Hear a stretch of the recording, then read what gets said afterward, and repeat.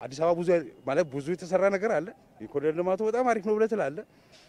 ቀድሞ የጀመረው እዛ ነው ብለህ ትላለህ።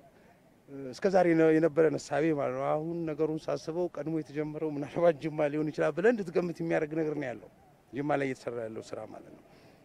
በእርግጥም ጠቅላይ ሚኒስትሩ ትናንትና እንዳሉት አይ አዲስ አበባ ቀርቶባታል ብዙ የቀራት ነገር አለ ብለህ ምክንያቱም አዲስ አበባ ሂውጅ ነው ፕሮጀክቱ በጣም ትልቅ ነው ቀድሞ የተጀመረ ነው ብለህ የምትለው ነገር ነው። ፒያሳ ላይ የተሰራውን ታውቃለህ። ከዛም ደግሞ እየሰፋ እስከ ሲኤምሲና ከተማው እየሄደበት ያለው ነገር አለ። ጅማ እኮ አሁን ስታየው ከመሀል ከተማው እስከ ገጠር ኮሪደሩ ከመሀል ከተማ አሁን እስካለንበት ሰፈር ድረስ የገጠሩ ኮሪደር ልማትና የከተማ ኮሪደር ልማት ኢንቲግሬት ያደረገበት የተፋጠነበት የመሀል አሁን የወንዝ ዳሩ የከተማው ፕሮጀክት ስታየው እጅግ በጣም ነው የሚያምር እጅግ በጣም ማለት ነው። እና ምናልባትም ጠቅላይ ሚኒስትሩ ከዚህ አካባቢ መሆናቸው የሚታወቅ ነገር ነው። ሀሳቡ ከዚህ ፈልቆ እየሰፋ ወደ አዲስ አበባ ሄዷል ወይ ብለህ በተገላቢጦሽ እንድታስብ የሚያደርግ ነገር ነው ያለውና በጣም ወድጄዋለሁ ይሄን ነገር። መልካም ስዬ አንተ የሚዲያ ሰው ነህ። ሚዲያዎችን በሌላ መልኩም ስንመለከት ደግሞ መንግስት ቅድሚያ መሰጠት ያለበት ላይ አይደለም ትኩረት እያደረገ ያለው የሚሉ ሀሳቦችም ይሰማሉና ካየ በኋላ ምን ተሰማ? ቅድሚያ መሰጠት ያለበት ብለህ ስትለኝ የትኛው ነው ቅድሚያ ሊሰጥ የሚገባው? ማለት የከተማውን ህይወት የከተማውን የነዋሪ ህይወትን ማሻሻል ሊቪንግ ስታንዳርዱን ማሻሻል ይሄን የከተማ ህይወት ከገጠሩ ህይወት ጋር ማስተሳሰር የገጠሩን ልማት አንድ ላይ ከከተማው ጋር አስተሳስረህ መሄድ መቻል ይሄ ነው ሀገር የሚቀይረው ማለት ነው።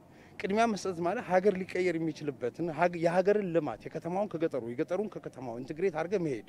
ለምሳሌ ይሄ እዚህ ጋር የምትመለከተውን ዙሪያውን ብታየው የሚያሳይ ነገር ምንድን ነው? የቀፎ ልማት አለ፣ የደን ልማት አለ፣ እዚህ ጋር አትክልት አለ፣ እዚህ ጋር የተመገብናቸው ፍራፍሬዎች አሉ። የተሻለ ኳሊቲ ኦፍ ላይፍ ማለት ይሄ ይመስለኛል እኮ። ከዛ በኋላ መንገዱ አለ፣ መንገዶቹን አይታቸዋል። የገጠሩን እንዴት አድርገው ኢንቲግሬት አድርገው እየሄዱ እንዳለ አይታቸዋል። የከተማ ግንባታውን አይተው ከሆነ እንዴት ስታንዳርዳይዝ አድርገውት እንደሄዱ አይታቸዋል። አመራሮቻችን እዚህ ጋር አሉ። የከተማው የዞኑ አስተዳደር የከተማ ከንቲባዎች አይተዋል። ከኛ ጋር ያላቸውን ኢንተራክሽን አይታቸዋል። ከህዝባቸው ጋር ያላቸውን ኢንተራክሽን አይታቸዋል። ግንኙነቱን አይተዋል። የልማት ስራው እንቅስቃሴው የህዝብ ተሳትፎው ይሄ አገልጋይነቱ ሚና የምታየው ነገር ከዚህ በላይ ምን የተሻለ ነገር አለ? ከዚህ በላይ የምንጠብቀው ነገር ምንድነው? አገልጋዮቻችን መሪዎቻችን አገልጋይ እንዲሆኑ ከመፈለግ ባለፈ የልማቶችን ስራ የገጠሩን ህይወት የሚያሻሽል የገጠሩን ህይወት የሚያሻሽል ማለት ይሄ አሁን የምታየው ማለት ነው። እዚህ ውስጥ ቡና ነው ያለው፣ እዚህ ውስጥ ደን ነው ያለው፣ እዚህ ውስጥ የማር ምርቶች እዚህ ጋር የምታያቸው ነገሮች ነው ያሉት፣ እዚህ ውስጥ አትክልቶች ነው ያሉት፣ እዚህ ውስጥ የከተማውን ኮሪደር ነው የምታየው። ይሄን ሁሉ ኢንቲግሬት አድርጎ ከመሄድ የተሻለ ከዚህ የተለየ የተሻለ ህይወት ከዚህ የተሻለ ልማት ከዚህ የተሻለ ለውጥና መሻሻል ምንድነው የምንፈልገው ነው። በጣም ቆንጆ ነው።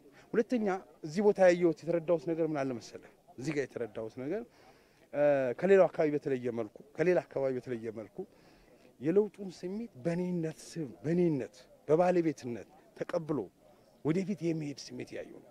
የኔ ነው ብሎ ወስዶት ሀሳቡን ገዝቶት በባለቤትነት እየተራመዱበት ያለ መሆኑን በደንብ አይቼበታለሁ። ይሄ ደስ ይላል። ይሄ በጣም ቆንጆ ነው። ይሄ ጅማ ላይ ይሄ ባይሆን ይገርመኝ ነበር።